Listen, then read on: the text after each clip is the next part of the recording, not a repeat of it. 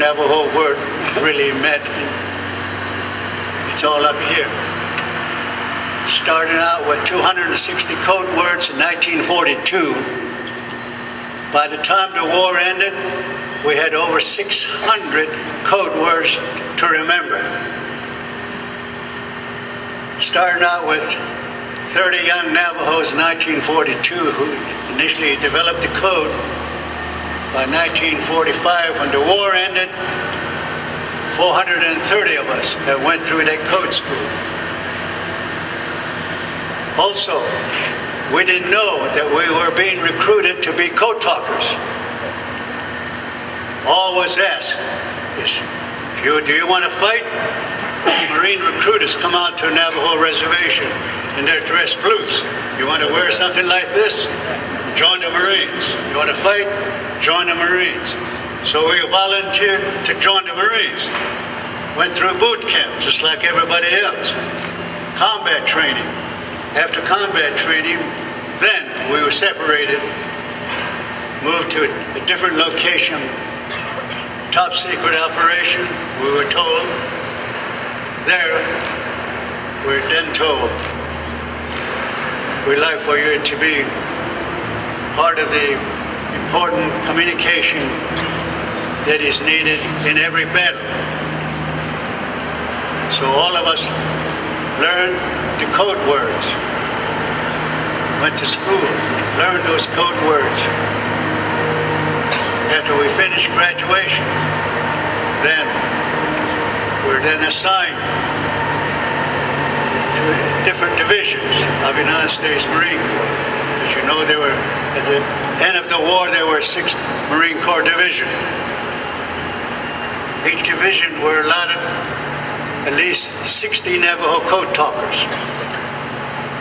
So whichever division is going to participate in the landing, those Navajo Code Talkers in those divisions will be organized to develop a communication line. There would always be 2 communication lines in every invasion. Navajo Communication Network and the English Communication Network. They're both working from the time the first shot is heard. Navajo Communication Network covers all these secret, top secret messages you don't want the enemy to know. From the front line to command posts, out to the command ship where the generals and the admirals are directing the operation. Some of us will be assigned to the aircraft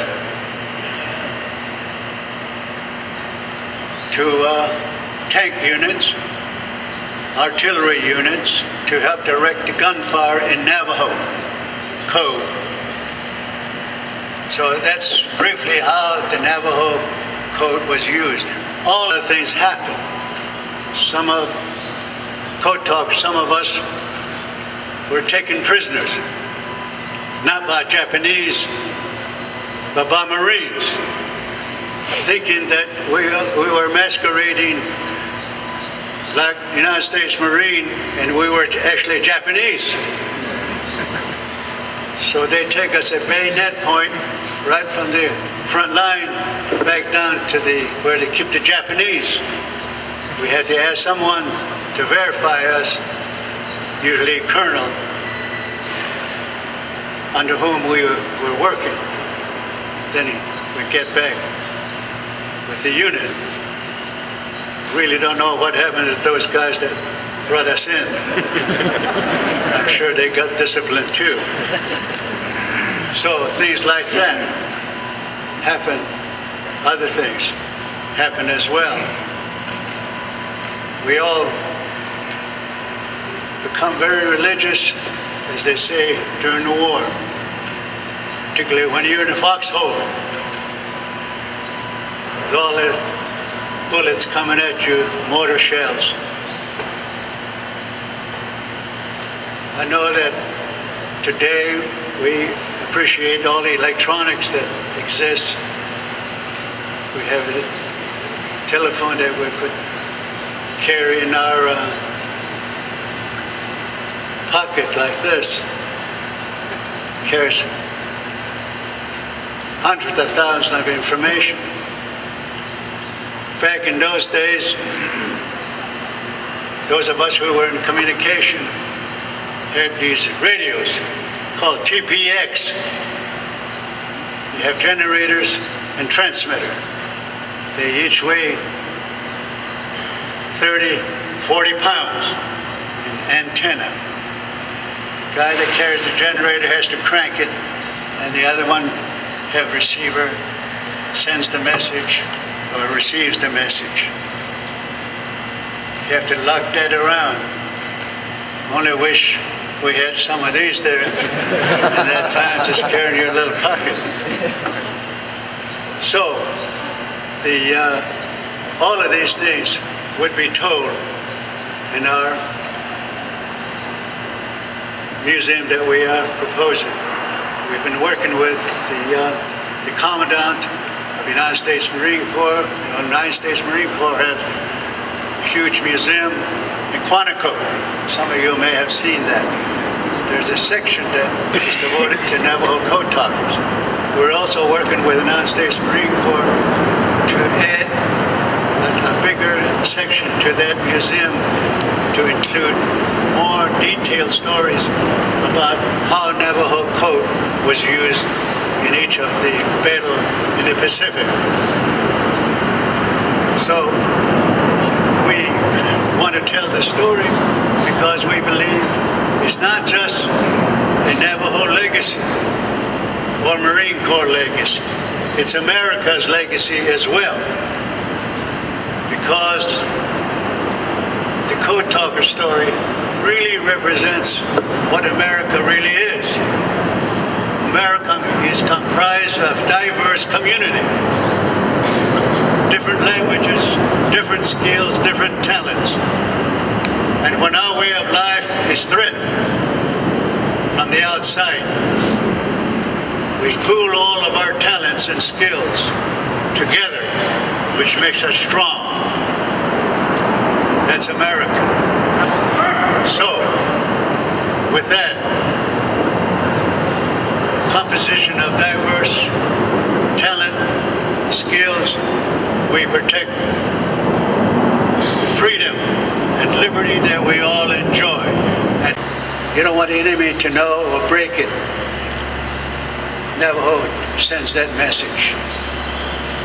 On the other hand, if it's not that critical, the English Communication Network, by the blonde-headed kid, he sends that message. But we're all in the communication. We all carry radio. We all do the same thing. There's always a code talker covering the front line.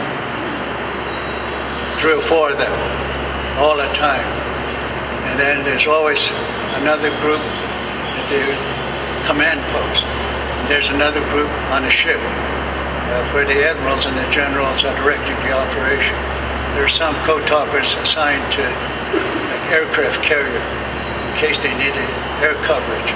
There's some code talkers assigned to cruisers, as well as the tank units and artillery units.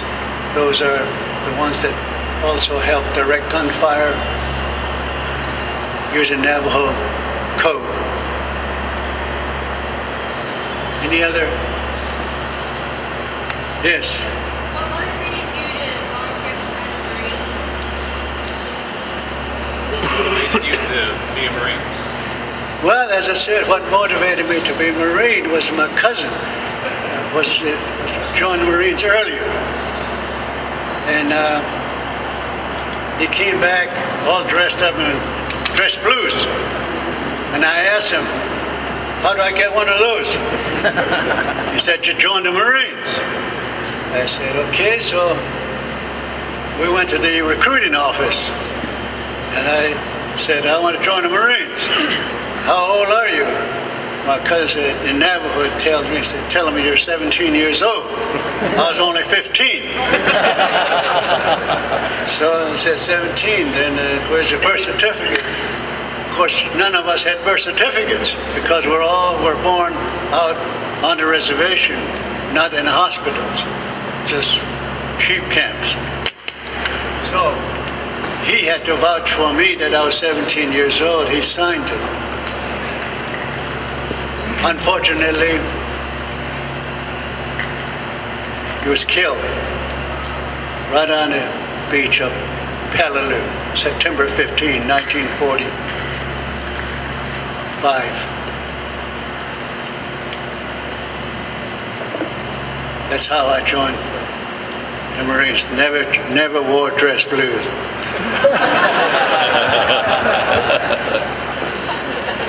Any other question? Sir, my name is Gunner Sergeant McEllier with Marine Aircraft Group 41. And what I would like to ask you gentlemen was, how protected were you and your language as a code talker during the war, World War II? How protected were you?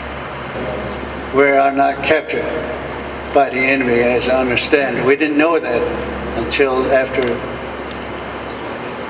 movie was being made called Wind Talkers. We were told that these so-called protectors, or people that were assigned to us to be with us, were also told to shoot us in case the Japanese were in the process of capturing code talker, because they don't want Japanese to know the code.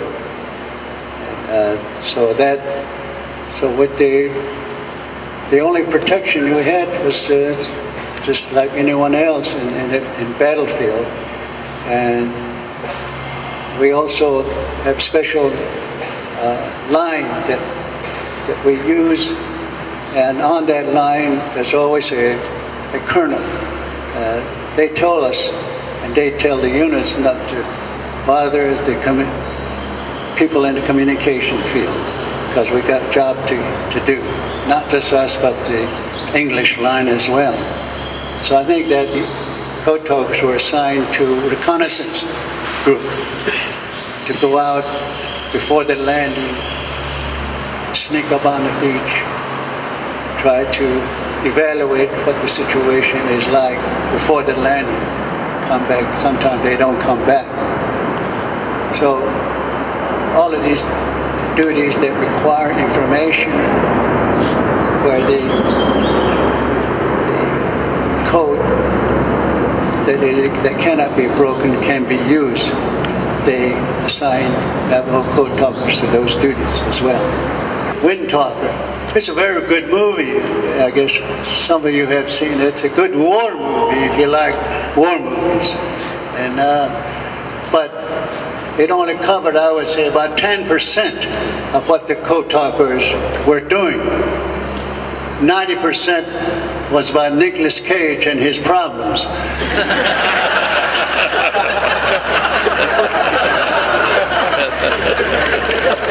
So the action part is really what we went through as code talkers, but there's more to it.